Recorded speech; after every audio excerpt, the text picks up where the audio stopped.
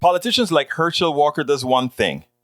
It shows how effective Trump was in creating a particular modal where truth doesn't matter, and there is a group of folk based on ideology that are receptive.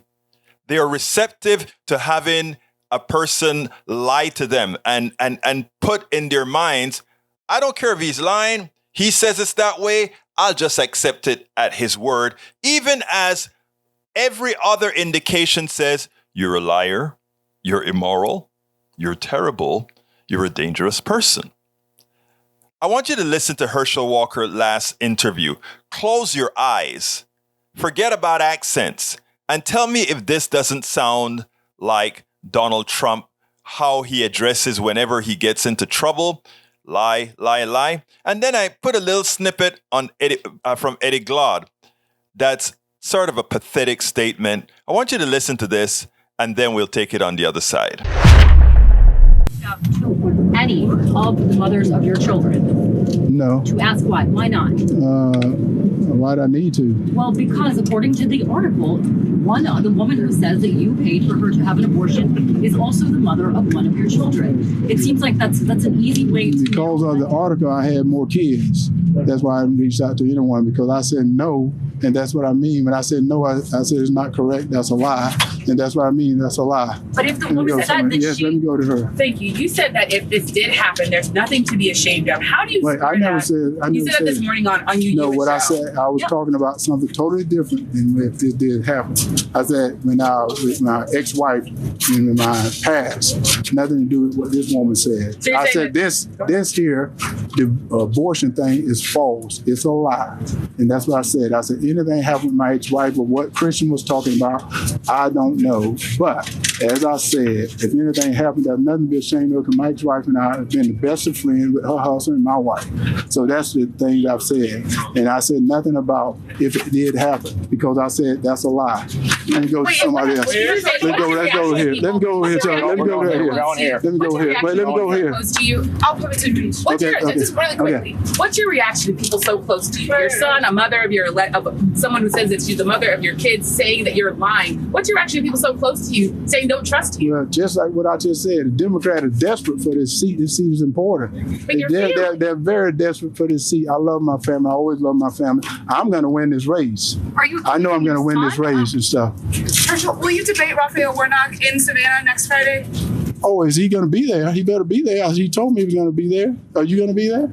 I will. Okay, so I'll see you there. Last question is that Herschel, the Lieutenant Governor, Jeff Duncan, went on TV, I think last night, and had some very critical words of you, saying that the Republican Party was in disarray. Yes. I think his direct quote, paraphrasing it, was the only reason he's a Republican nominee is because he scored a lot of touchdowns for the University of Georgia. Now, who was it you said did that? Jeff Duncan. Oh, what is he doing now?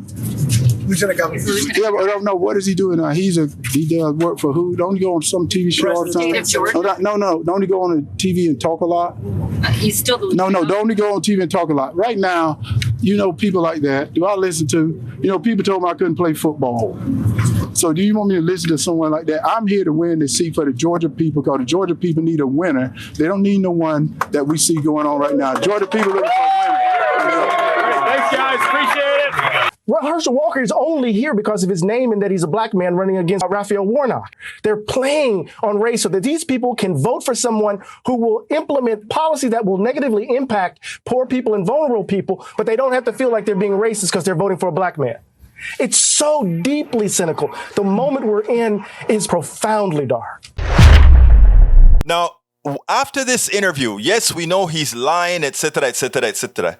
But you know what is the most hurtful part after the Herschel Walker interview? The response that you heard from people, and including shouting women that I heard, that they accept from this misogynist, that they accept from this violent, lying man what he has to say, and cheering him on into winning a Senate seat that he's neither qualified for, right for, or deserving of. Eddie Glaude hits the nail on the head. Herschel Walker is the embodiment of someone that these people are using as a tool. And, who knows what happens thereafter. But the tool will probably serve his useful purpose if he's elected. Now, my hunch tells me he doesn't stand a chance because I still have faith in most Americans that most Americans will do the right thing. Yes, there are going to be those that are blinded who may not. But I have faith that just like they didn't give Trump they never gave Trump the majority of the votes anyway. But just like they overwhelmingly beat Donald Trump in 2020, I think we're going to do the same with this charlatan. We spend a lot of time deconstructing the news, trying to parse it into a form that everybody can understand. We try to find those little nitpicks where it flies above the fray, etc. If you really like these videos that we do, I want to ask a big favor. Please go ahead, number 1, subscribe to our channel, and number 2, please join if you can. Thank you so kindly for watching. Keep watching. Please remember to share. We must populate the entire internet with our progressive message, a message that we know is what most Americans say that they want. So help us, please join.